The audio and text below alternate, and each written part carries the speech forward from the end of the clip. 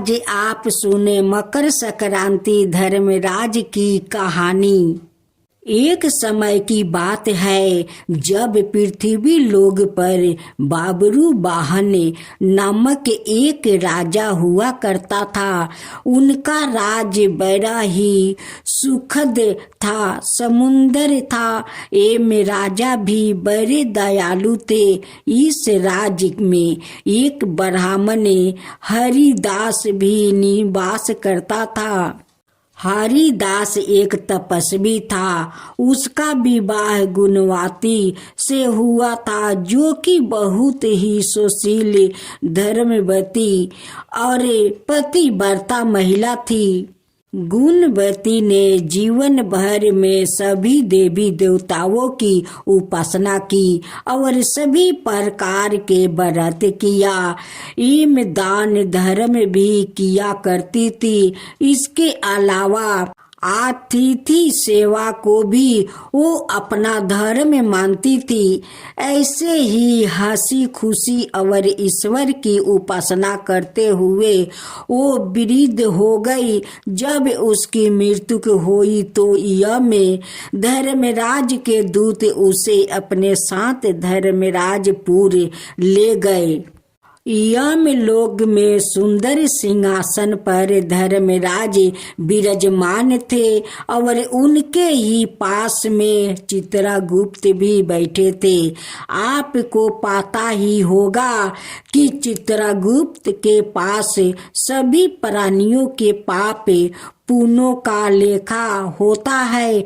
चित्रगुप्त प्रभु को प्राणियों का लेखा जोखा सुन रहे थे।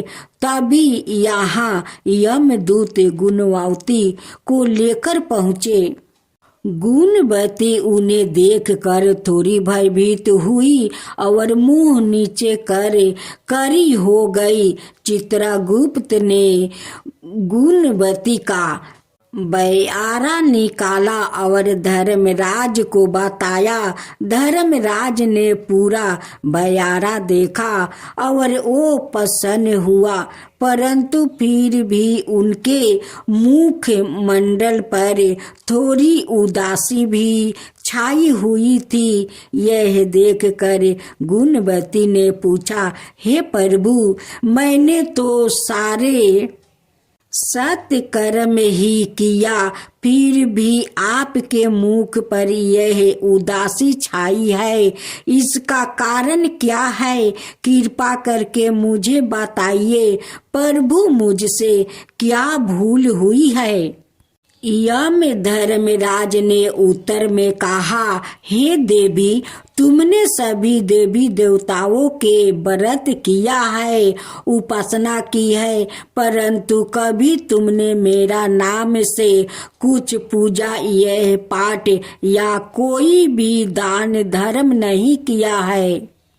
धर्मराज की यह बात सुनते ही गुणवती क्षमा याचना करने लगी और कहने लगी, हे प्रभु, मुझे आपकी उपासना के बारे में कुछ ज्ञान नहीं। मैं नहीं जानती आपकी उपासना कैसे करते हैं। कृपा करके मुझे वो उपाय से बताइए प्रभु, जिससे कि सभी मनुष्य आपकी कृपा के पात्र बन सके। यह सुनकर गुणवती ने धर्मराज जी से क्षमा याचना की और कहा कि मैं आपकी उपासना नहीं जानती थी। कृपा करके वो उपाय बताइए जिससे सभी मनुष्य आपकी कृपा के पात्र बन सके। मैं आपके मुख से आपकी भांति का मार्ग सुनना चाहती हूँ और मेरी यह इच्छा है कि मृत्यु लोक के धरती पर वापस जाकर आपकी भक्ति करूं और सभी लोग को भी इसके बारे में बताऊं। धर्मराज जी ने उसकी मिनती सुनकर बताया, जिस दिन सूर्यदेव उत्तरायण में प्रवेश करते हैं, यानी कि मकर संक्रांति के दिन मेरी पूजा शुरू करना चाहिए और उस दिन से लेकर पूरे 1 बरस तक मेरी पूजा करते हुए गाथा सुनना चाहिए और एक दिन भी पूजा या गाथा नहीं छूटनी चाहिए। साथ ही पूजा करने वाले व्यक्ति को धर्म के इन 10 नियमों का पालन करना चाहिए। एक नगर में एक जाट और जटनी रहते और वो बहुत गरीब भी थे। एक बार जटनी जट से कहने लगी कि मैं तुम्हें 4 रोटी बनाकर दूंगी, तुम नदी किनारे जाना, वहाँ राम लक्ष्मण आते हैं, वहाँ जाकर तुम ये पंक्तियाँ कहना। राम बड़े लक्ष्मण छोटे, ओ बैठे अम्बे की डाली, ओ बैठे चंपे की डाली, मिट्टी का दशरथ बनावे, माखन मिश्री का भोग लगावे, दे परिक्रमा घर को आवे, जाट रस्ते भर। इन पंक्तियों को रटता गाया, पर नदी किनारे जाकर भूल गया और वहाँ जाकर बोलता है, लक्ष्मण बड़े राम छोटे, वो बैठे अम्बे की डाली, वो बैठे चंपे की डाली, मिट्टी का दशरथ बनावे, माखन मिश्री का भोग लगावे, दे परिक्रमा घर आवे। जाट की बात सुनकर राम लक्ष्मण से कहते हैं कि लक्ष्मण, इसने तुम्हें 12 बताया है, तुम इसे कुछ दे दो। लक्ष्मण बोलते हैं कि हे राम भैया, इसकी बुद्धि मलिन हो गई है, यह मूर्ख व्याकुत है, कहीं राम से भी 12 दुनिया में कोई है। राम बोले कि नहीं लक्ष्मण, इसने तुम्हें 12 बताया है तो तुम ही इसे कुछ दे दो। राम जी की बात सुने लक्ष्मण ने थोथे बांस में कुछ मोहर असरपी भर कर दे दिया। रास्ते में मोहर असरपी को चोर लूट ले गया। घर गया तो जटनी ने पूछा, कुछ मिला? जाट बोला कि मिला तो था, पर चोर लूट ले गया। जाटनी ने कहा कि कोई बात नहीं, कल फिर जाना। अगले दिन फिर से जाटनी ने 4 रोटी बनाकर जट को दे देती है और फिर सिखाया, राम बड़े लक्ष्मण छोटे, ओ बैठे अम्बे की डाली, वो बैठे चंपे की डाली, मिट्टी का दशरथ बनावे, माखन मिश्री का भोग लगावे, दे परिक्रमा घर को आवे। जाट फिर से रास्ते भरे। ये पंक्तियाँ याद करते हुए गाया, लेकिन जैसे ही राम लक्ष्मण के सामने पहुंचा तो फिर से भूल गया और बोला, लक्ष्मण बड़े राम छोटे, वो बैठे अम्बे की डाली, वो बैठे चंपे की डाली, मिट्टी का दशरथ बनावे, माखन मिश्री का भोग लगावे, दे परिक्रमा घर को आवे। राम बोले, हे लक्ष्मण, ये व्याकुत आज भी तुम्हें 12 बता रहा है, तुम ही इसे कुछ दे दो। लक्ष्मण फिर बोले, इसकी तो बुद्धि खराब हो गई है, मूर्ख मति वाला व्याकुत है, ये कभी राम से भी 12 कोई हुआ है। और राम फिर बोले कि लक्ष्मण, इसने तुम्हें ही 12 बताया है, इसलिए तुम ही कुछ दे दो। लक्ष्मण ने इस बार जाट को सोने की ईंट दे दिया। रास्ते में फिर से चोर ने उसे लूट लिया। घर गया तो जटनी ने फिर से पूछा कि कुछ मिला। जाट बोला कि मिला तो था, लेकिन रास्ते में चोर ने लूट लिया। अब जटनी बोली कि क्या कहा था तुमने? जाटा बोला, लक्ष्मण बड़े राम छोटे, ओ बैठे अम्बे की डाली, वो बैठे चंपे की डाली। मिट्टी का दशरथ बनावे, माखन मिश्री का भोग लगावे, दे परिक्रमा घर को आवे। यह सुनकर जटनी बोली कि तुम तो बहुत ही भोले हो। कहीं राम से 12 भी कोई हुआ है दुनिया में? अब कल फिर जाना और अब ठीक ठीक बोलना। अगले दिन जाट फिर गया और उसने आज ठीक से पंक्तियाँ भी बोला। राम बड़े लक्ष्मण छोटे, वो बैठे अम्बे की डाली, वो बैठे चंपे की डाली। मिट्टी का दशरथ बनावे, माखन मिश्री का भोग लगावे, दे परिक्रमा घर को आवे। लक्ष्मण बोले, हे राम, आज इसको अकल आ गई है, आज इसे आप कुछ दे ही दो। राम मुस्कुराते हुए आए और बोले कि भाई, मेरे पास क्या है? यह जोहर की मिट्टी है, ये ले जाओ। यह कह कर अपने हाथ से थोड़ी सी मिट्टी की ढेली जाट को दे दिया। जाट बरबर करके जाने लगा कि बुढ़िया माई ने उल्टी सीख दी।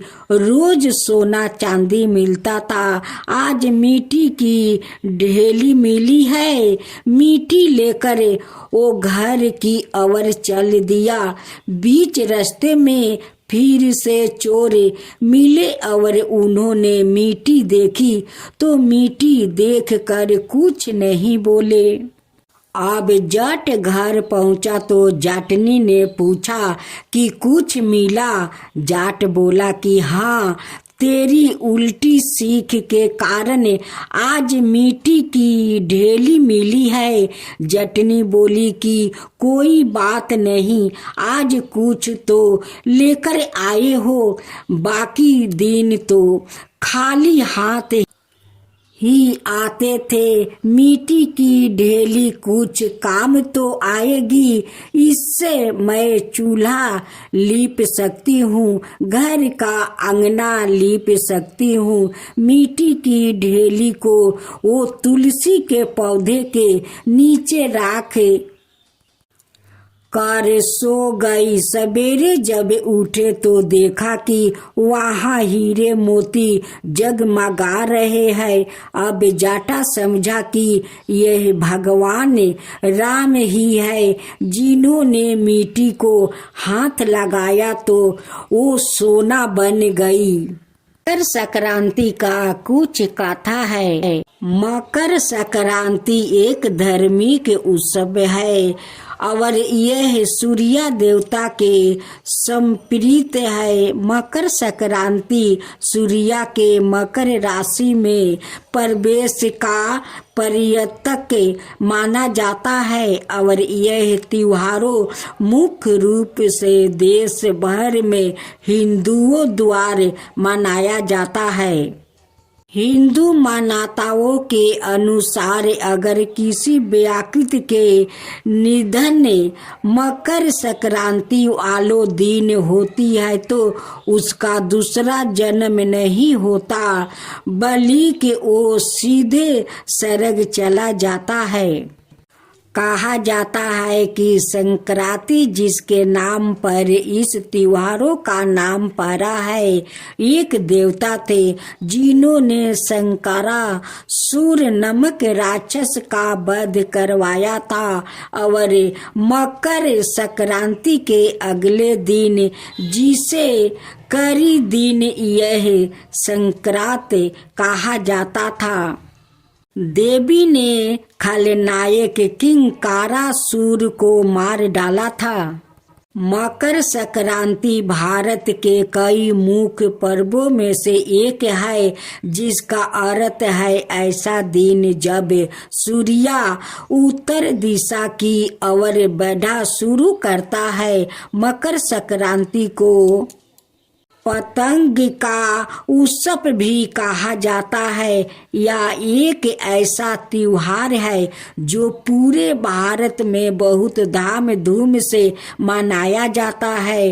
पूरे भारत में हिंदुओं द्वारा मनाया जाने वाला एक प्रमुख सफल का त्योहार जो विभिन्न राज्य में अलग अलग नामों और परंपराओं के साथ मनाया जाता है। मकर संक्रांति का त्योहारों सर्दियों के अंत को दर्शाता और इसी दिन के बाद से लंबे दिनों की शुरुआत होती है।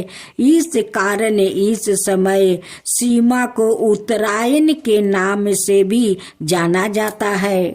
मकर संक्रांति के कई धार्मिक और सांस्कृतिक महत्व है। मकर संक्रांति का त्योहारों 14 या 15 जनवरी में से एक दिन मनाया जाता है। मकर संक्रांति का दिन सूर्य देवता को समर्पित है। हिंदू मान्यताओं के अनुसार इस दिन को बहुत शुभ माना जाता है।